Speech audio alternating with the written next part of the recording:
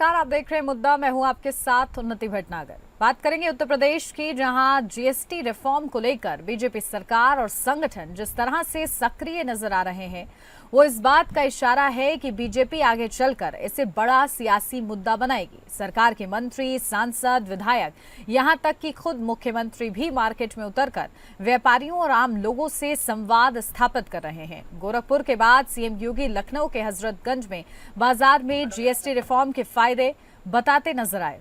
कुल मिलाकर देखा जाए तो न सिर्फ जीएसटी पर विपक्ष के हमलों की काट के तौर पर इस कदम को देखा जा रहा है, बल्कि ये भी माना जा रहा है कि बीजेपी पंचायत और आगामी विधानसभा चुनाव में भी इसे बड़े मुद्दे के रूप में देख रही है।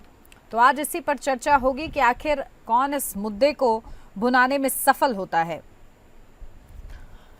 तो देखिए, लगातार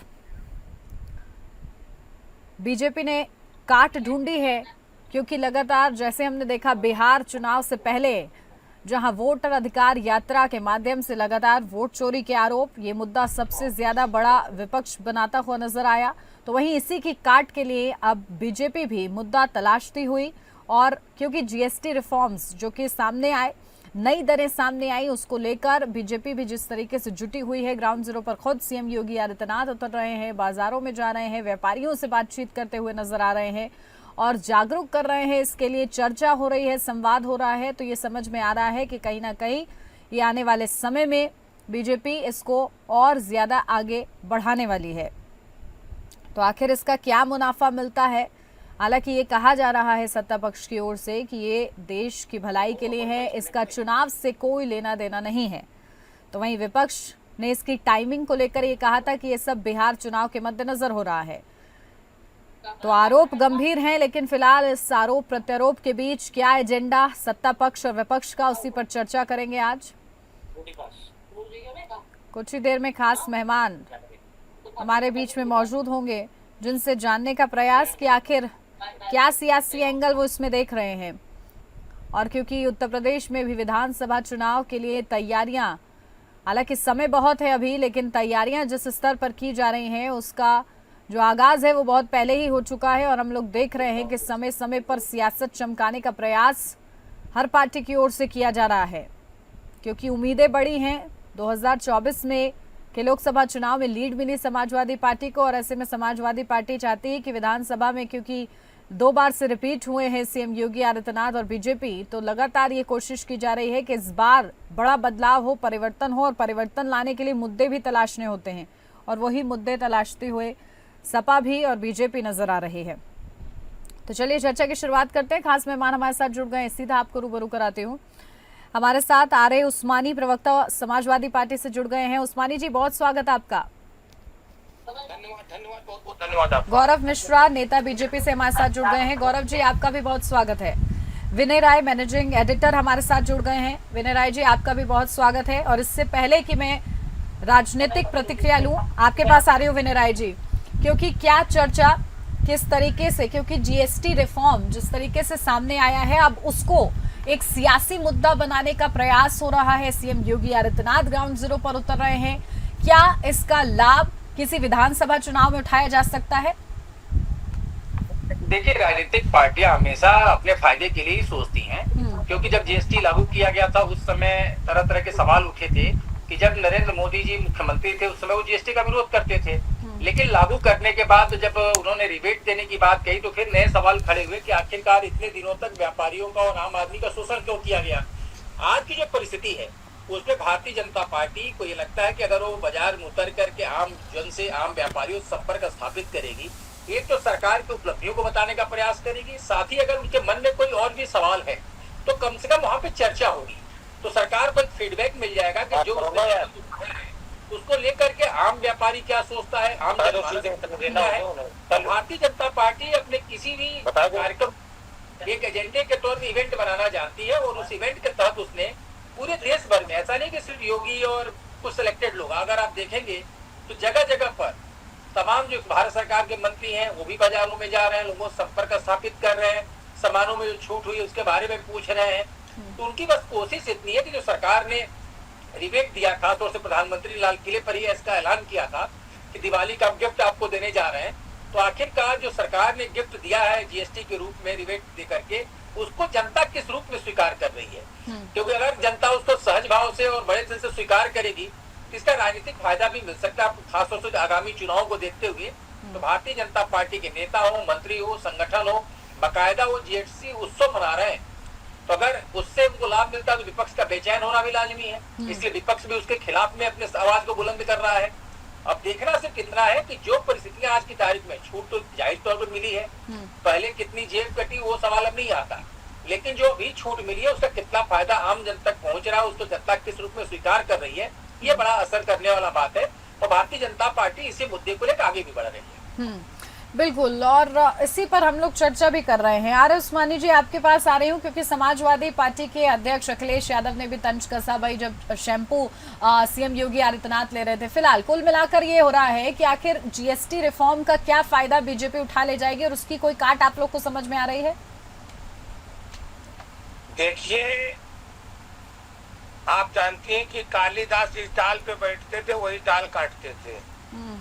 सेम इस समय स्थिति भारतीय जनता पार्टी की है। इसके जितने मंत्री, जितने विधायक, जितने सरकार के अधिकारी जीएसटी उत्सव मनाएंगे उतना ही जनता इनसे खिलाफ होती चली जाएगी। क्योंकि ये जीएसटी जो लागू की थी, ये समाजवादी पार्टी ने नहीं लागू की थी, अखिलेश यादव जी ने नहीं लागू की थी।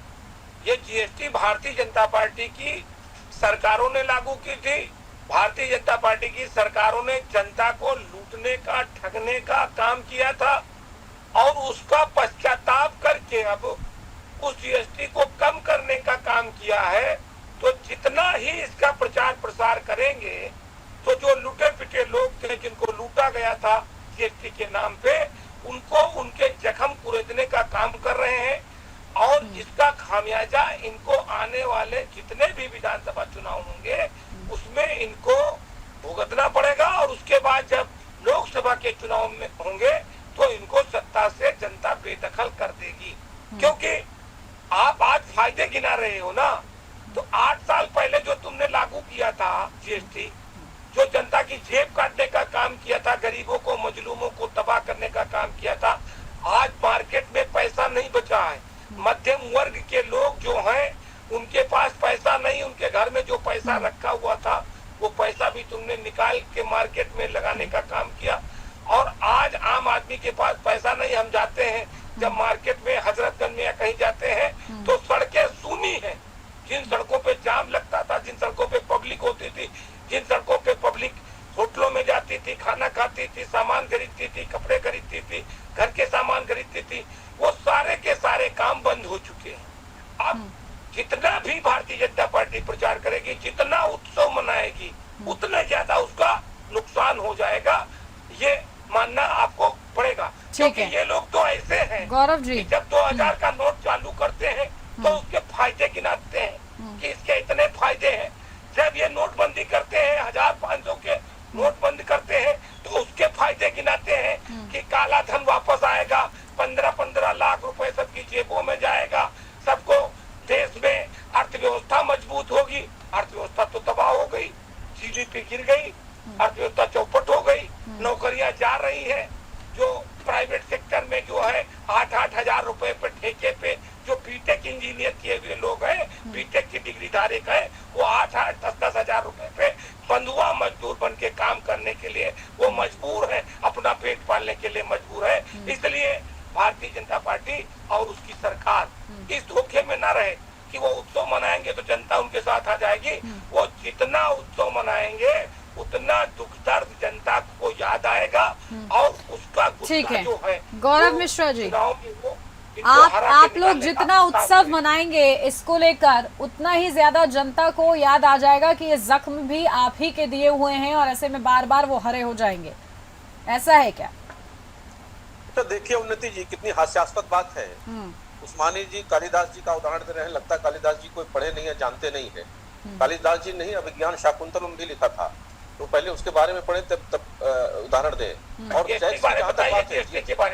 और मैं जीएसटी पर ही आप बोल रहे थे, मैं नहीं बोल रहा था। ठीक है उस्मानी जी, अब बीच में नहीं, ओपनिंग रिमार्क में इंटरप्ट नहीं करते हैं, उसके बाद चर्चा ओपन होगी तब आप लोग काउंटर कर सकते हैं। आप बोल रहे थे, ठीक है, नहीं बोल रहा था। ओपनिंग रिमार्क में इंटरप्ट नहीं प्लीज। सामान आप मंगाते होंगे, आपको सड़क पे सुनसान दिखाई दे रहा है। ठीक है, जो मार्केट में जा जाके शैम्पू खरीदने ठीक है लगे हो। उस्मानी जी, मैं आपको काउंटर का मौका दूंगी प्लीज, इस तरीके से चर्चा नहीं होती है। ठीक है, ओपनिंग रिमार्क में इंटरप्ट मत कीजिए, उसके बाद काउंटर का आपको पर्याप्त मौका मैं दूंगी, प्लीज बिलीव मी। पैसा नहीं रह गया, पैसा नहीं रह गया है। आप चाहते हो कि के ऊपर लोन के ऊपर जो बच्चा पैदा होता है उसके ऊपर भी सामान आप लोन में बनाते पैदा हो रहा है। ऑनलाइन डिलीवरी सबसे ज्यादा आपके घर में होती होगी। आप सुनने का भी धैर्य रखो, दूसरे को सुनने का भी धैर्य रखो। आपने बोला तो मैंने सुना ना, आपने जितना बोला मैंने सुना, आप सुन लीजिए। ये जीएसटी के पहले जो टैक्स लगता था जनता के ऊपर, जो एक प्रकार से टैक्स टेररिज्म इस देश में होता था, टैक्स आतंकवाद होता था। प्रधानमंत्री जी ने 1 जुलाई 2017 को जब इसकी आधी रात को घोषणा की थी तो उस स्पीच में भी स्पष्ट कहा था कि 500 तरह के अलग अलग प्रकार के 29 राज्यों में 7 केंद्र शासित प्रदेशों में टैक्स लगाए जाते थे। माननीय वित्त मंत्री, तत्कालीन वित्त मंत्री ने भी कैटेगोरिकली ये स्पष्ट किया था कि राज्य के 6, केंद्र के 7 और 17 तरह के सेस लगाए जाते थे। यानी कि 35-37 तरह के टैक्स सीधे तौर पर जनता के ऊपर अधिभार पड़ता था। उसका सरलीकरण करने का कार्य केवल प्रावधान में था, सभी सरकारें करती थी, लेकिन लाने की हिम्मत और हैसियत किसी की नहीं होती थी। ये प्रधानमंत्री मोदी जी की इच्छा शक्ति है, जिन्होंने टैक्स रिफॉर्म करके देश को एकीकृत करने का कार्य किया, 1 नेशन 1 टैक्स लाने का काम किया। ठीक उसी प्रकार जैसे सरदार वल्लभ भाई पटेल ने इस बिखरे हुए देश को एक मोती में, एक माला में पिरोने का काम किया था, वैसे प्रधानमंत्री जी ने किया। और जो काले कारोबार का एक समानांतर साम्राज्य इस देश में चलता था, जो पैरेलल इकोनॉमी चलती थी, जिसके दम पे तमाम भ्रष्टाचारी, लुटेरे, डकैत इस देश का धन लूट करके या तो विदेशों में भेजते थे या इसी देश में कहीं न कहीं मार्केट को मैनिपुलेट करते थे या शासन सत्ता को मैनिपुलेट करते थे, उनकी भी दुकान, उनका भी शटर बंद कर दिया गया। हाँ, मानते हैं कि ये एक सतत और लंबी प्रक्रिया का हिस्सा है और लगातार जीएसटी की दरों में आपने देखा होगा अलग अलग समय पर सुधार किया गया। और ये जो निर्णायक फैसला हुआ है, ये तब हुआ है जब देश की अर्थव्यवस्था दुनिया की तीसरी सबसे बड़ी अर्थव्यवस्था बनने जा रही है। हमारी यात्रा 12वें से शुरू हुई थी, आज विश्व के तीसरे दरवाजे पर खड़ी है। आप इस बात को स्वीकार करिए और देश की जनता इस बात को मानती है। और जिस तरह से हेल्थ सेक्टर में, इंश्योरेंस सेक्टर में, हाउस होल्ड एफएमसीजी प्रोडक्ट्स में जो सस्ती हुई है चीजें, उसका लाभ किसको मिल रहा है? देश की जनता को मिल रहा है। इससे एमएसएमई का सेक्टर हो, इससे उद्योग धंधे हो, उसमें बहुत बड़ा बूस्ट भी आएगा। और देश की अर्थव्यवस्था में ये अकेला निर्णय कम से कम 2.5 से 3 लाख करोड़ का इकोनॉमी में बूस्ट करेगा। तो मुझे लगता है कि बिना जाने समझे इस प्रकार की हास्यास्पद बातें करना ये उचित नहीं है। ये निर्णय देश की जनता के हित के लिए है और भारतीय जनता पार्टी का संगठन सदैव उन सभी विषयों पर, उन सभी योजनाओं को लेकर के सतत साल भर जनता के बीच में जाता है, जागरूकता फैलाता है। हम जनता के बीच में रहते हैं, हम ट्विटर नहीं खेलते, हम टीवी पे बैठ के। ठीक है, लेकिन एक काउंटर है मेरा गौरव जी, आपने कहा, ठीक है, हम जनता के एक मेरा काउंटर है गौरव जी आपसे, क्योंकि आपने कहा कि समय समय पर हम सुधार करते रहे। सुधार की जरूरत होती कहाँ पर है?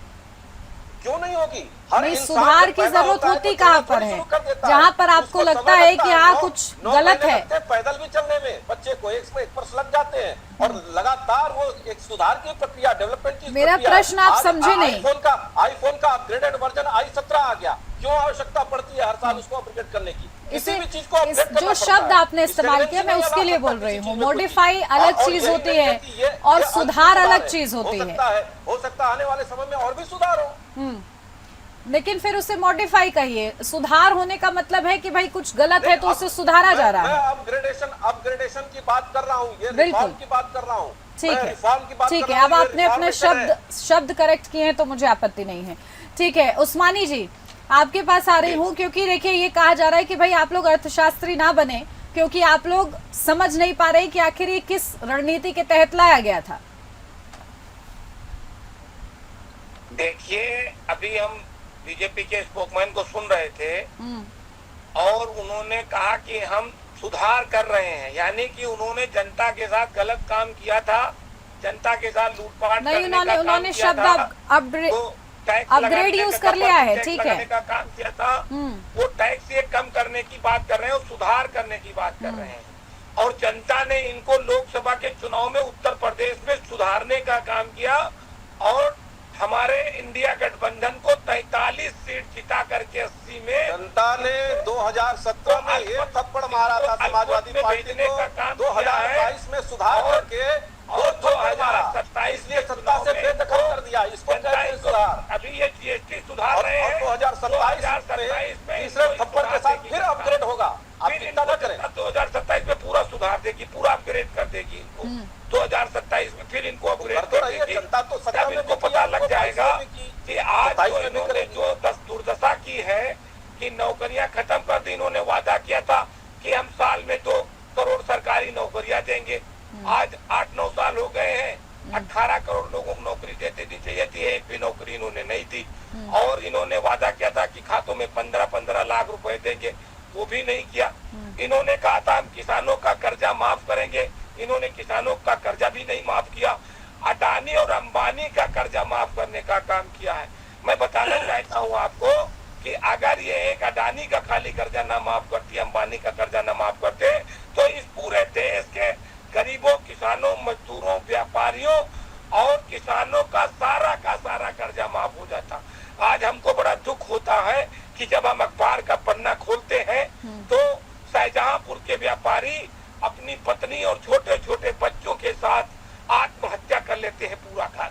गाजियाबाद के व्यापारी पूरा घर अपना आत्महत्या कर लेते हैं, इसलिए कि उनके वो तो कह रहे हैं लेकिन इससे अर्थव्यवस्था को बूस्ट मिलेगा, वो उनकी रणनीति क्लियर है। क्योंकि देखिए अब दरें कम की गई है तो कुछ जो नेसेसिटी चीजें हैं वो सस्ती होंगी। आप समझिए उस्मानी जी, आप लोग ये नहीं समझ रहे हैं। ये मैं आपकी बात समझ रही हूँ कि भाई गुणगान कर रहे हैं वो लोग, लेकिन आप ये बात समझिए कि इसका अगर जनता सुनिए तो लीजिए, उस्मानी जी सुन तो लीजिए, सवाल तो सुनिए कि अगर जनता, क्योंकि जनता को सीधा फायदा मिल रहा है इससे, और अगर जनता इससे पॉजिटिव ले लेती तो आप लोग के लिए परेशानी की बात हो जाएगी। तो उसका कोई काट है आपके पास?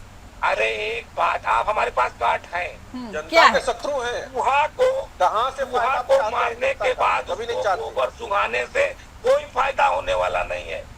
ये गोबर सुखाने वाला काम कर रहे हैं। एक बार जनता को मारा, जिस प्रकार से चूहा को मारा जाता है और फिर उसको गोबर सुखाया जाता है, ठीक है, इन्होंने जनता को मार दिया है। जनता आत्महत्या करने के लिए मजबूर है। किसान लाइन में लगा हुआ है, खाद नहीं मिल रही है, उसके ऊपर लाठियां चल रही है, उसके ऊपर मुकदमे लिखे जा रहे हैं। आपके टीवी चैनल पे मैं लगातार घटनाएं देख रहा हूँ कि लगातार किसानों को खाद नहीं मिल रही, और इनके मंत्री केंद्र के और स्टेट के जाकर के बयान देते हैं कि खाद की कोई कमी नहीं है, किसान कोई आत्महत्या नहीं कर रहा है। और इनके ही पूर्व केंद्रीय मंत्री जो हैं वो कह रहे हैं कि इन मंत्रियों को कोई ज्ञान नहीं है, ऐसी बात ये बोल देते हैं। जो बाढ़ प्रभावित जिले वहाँ जाके बोल देते हैं कि बाढ़ आई ही नहीं है। ऐसे जहाँ पे किसान विनय राय जी, लाठियां मिल रही विनय जी, वहाँ कह रहे हैं आपके पास आ रहे हैं भरपूर मात्रा में, क्योंकि बात हम लोग ये कर रहे हैं कि भाई 2022 में हमने देखा कि किस तरीके से योगी सरकार जो है रिपीट हुई है। अब क्योंकि आप भी ये मान रहे हैं कि कहीं ना कहीं राजनीतिक लाभ इसका मिल सकता है, तो ऐसे में समाजवादी पार्टी के लिए, बीजेपी के लिए क्या स्थिति बनी हुई है? सरकार हुई है, ठीक है, 27 से पहले उसका जरा विश्लेषण चाहती हूँ आपसे विनय जी। दो पैसा की सबसे बड़ी बात है कि उस्मानी जी भारतीय जनता पार्टी के लिए उस्मानी शांत नहीं होंगे। उस्मानी जी आ रही हूँ भाई, आपके पास आ रही हूँ, एक मिनट के सिवा सब कुछ बोलना है। सबसे बड़ी बात है धैर्य होना चाहिए सामने वाले को सुनने का भी।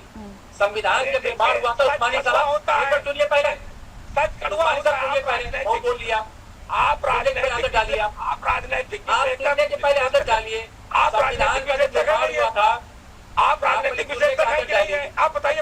उस्मानी जी कौन सी शपथ लेकर आए आपकी, किसी को सुनना ही नहीं आज। आपको मैं मौका दूंगी उस्मानी जी।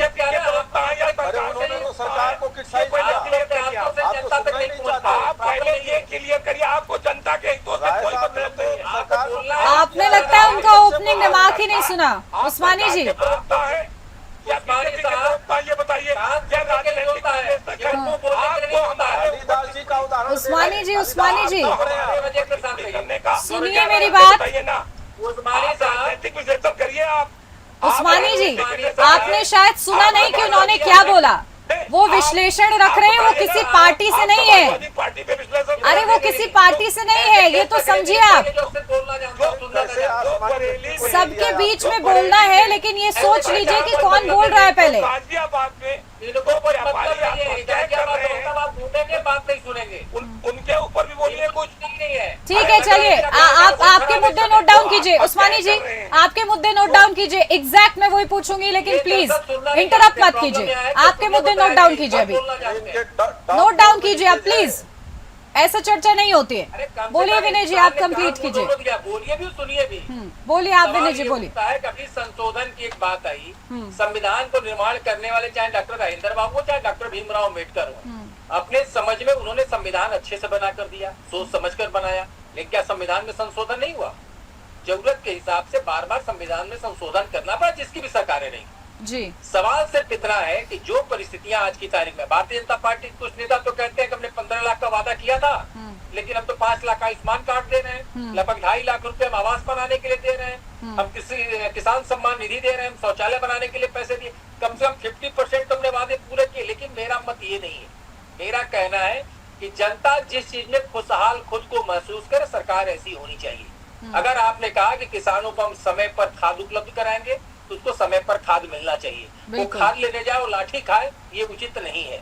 उसी तरीके से अगर लड़का पढ़कर आ रहा है, चाहे वो टेक्निकल एजुकेशन ले रहा हो, चाहे जनरल ग्रेजुएशन कर रहा हो, लेकिन आप शिक्षा दे रहे हैं, अगर शिक्षा दे रहे हैं तो उसके शिक्षा के हिसाब से, अनुपात से उसको रोजगार का अवसर भी मिलना चाहिए।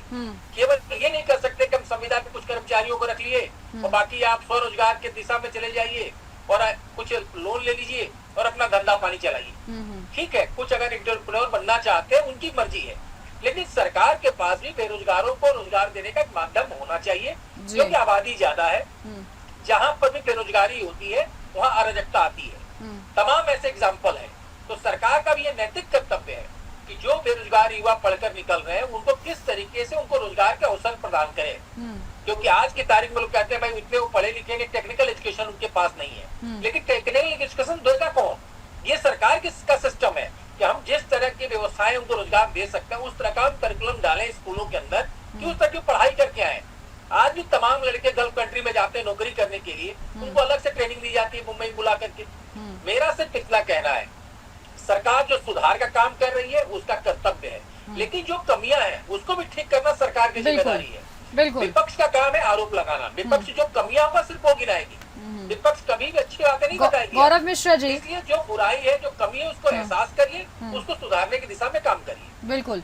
गौरव मिश्रा जी, देखिए विनय जी ने आपको काफी चीजें बता दी हैं कि भाई सुधार भी जरूरी है, क्योंकि जीएसटी रिफॉर्म आप लोग लेकर आए, ठीक है, जनता का इससे लाभ हो रहा है, ये ठीक है, लेकिन सिर्फ ये काफी नहीं है 27 की जीत के लिए। देखिए, किसी जीत या हार को ध्यान में रख करके ये निर्णय नहीं हो रहे हैं नती जी। एक बात समझने की जरूरत है कि ये भारत की अर्थव्यवस्था को नेक्स्ट जनरेशन, नेक्स्ट लेवल पे कैसे खड़ा किया जाए, जो वैश्विक प्रतिस्पर्धा में अपने आप को सर्वोपरि राष्ट्र के रूप में स्थापित कर सके, उस दिशा में लिए जा रहे ये बड़े बड़े कदम हैं। चाहे वो आप GST, one nation one tax की बात करें, नोटबंदी की बात करें, या फिर इंसेंटिव लिंक स्कीम की बात करें, तो और भी कई सारी इंसॉल्वेंसी बैंकरप्सी कोड बिल की बात करें, जितने भी ऐसे निर्णय ले गए हैं जिसने देश की अर्थव्यवस्था में व्यापक और बड़े पैमाने पर प्रभाव डाले हैं और भारत की अर्थव्यवस्था को मजबूत किया है।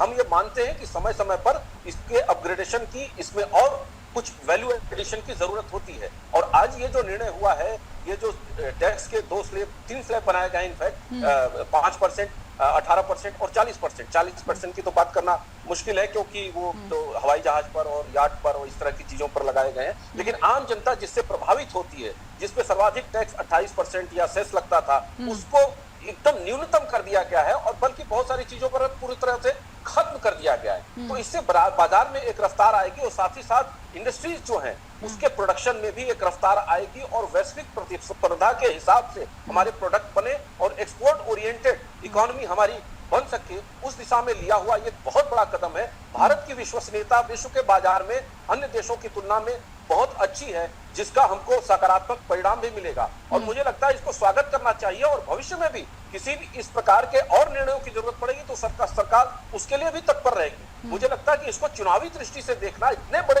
कदम को, ये तो बहुत छोटी बात हो जाएगी, इसको कमतर करके आंकना हो जाएगा। और भारतीय जनता पार्टी का संगठन सदैव इस तरह के निर्णयों को लेकर जनता के बीच में जागरूकता करने के लिए जाता रहता है। उस्मानी जी, जनता जितना वाइब्रेंट होगी, जितना जागरूक होगी, उसके पल्स को सरकार उतना बेहतर तरीके से समझ पाएगी। ठीक है, ऐसी दो लाइन उस्मानी जी आप भी कह लीजिए, क्योंकि देखिए ये कहा जा रहा है कि जो हित में है, जो जनता के हित में, उसका स्वागत कीजिए, और विरोध कर रहे हैं तो उसका आधार होना चाहिए। नहीं तो आधार तो है ही है, जो इन्होंने गलत काम किए हैं तो उसको सुधार करके और जनता के बीच में जा रहे हैं, तो जनता के जख्म कुरेदने का काम ये कर रहे हैं। अभी हम अपने जो महान आप इसे जख्म कुरेदना बता रहे हैं, वो इसे जख्म पर मरहम बता रहे हैं। उन्होंने बहुत अच्छी बातें कही। उन्होंने कहा कि जो बच्चे पढ़ लिख करके जो इंजीनियरिंग की डिग्री ले रहे हैं उनको 8-8 हजार रुपए के ठेके पे आप रख रहे हो, तो ये किसका काम है? ये सरकार का काम है। उन्होंने सरकार को आईना दिखाने का काम किया। तो ये सब बातें हैं। अब इनको चाहिए कि जिस तरीके से ये कह रहे हैं कि सरकार ने बड़े अच्छे कदम उठाए हैं, तो ललित मोदी, नीरव मोदी और तमाम जो है वो हजारों करोड़ रुपया लेके जो विदेश भाग गए हैं, आप जिसके गोद में आज आप बैठे हैं, उन्होंने लोन दिया था। क्या आपने किसानों के लिए क्या किया? किसानों को खाद क्यों नहीं उपलब्ध करा पा रहे हो? किसानों के ऊपर लाठियां क्यों बरसाई जा रही है? किसानों का कर्जा क्यों नहीं माफ कर रहे हो? व्यापारी क्यों आत्महत्या कर रहे हैं? किसानों का छोटे बच्चे, परिवार समेत छोटे शाहजहांपुर, गाजियाबाद, बरेली, पता लगा लीजिए, अच्छे परिवार के, बनिया बिरादरी के लोग, व्यापारी वर्ग के लोग आत्महत्याएं, बच्चों समेत आत्महत्याएं कर रहे हैं। ठीक है, कुल मिलाकर इतना समझ लीजिए, ऐसी सरकार, इतना समझ लीजिए कि जनता के हित में जो होगा वही 2027 में आप लोग के लिए बेहतर होगा। ये बात जितनी जल्दी आप लोग समझ लेंगे, आप लोग के लिए अच्छा होगा। ठीक है, बहुत शुक्रिया आप सभी का हमारे साथ इस चर्चा में जुड़ने के लिए। और इसी के साथ मुद्दा में मेरे साथ बस इतना ही। नमस्कार।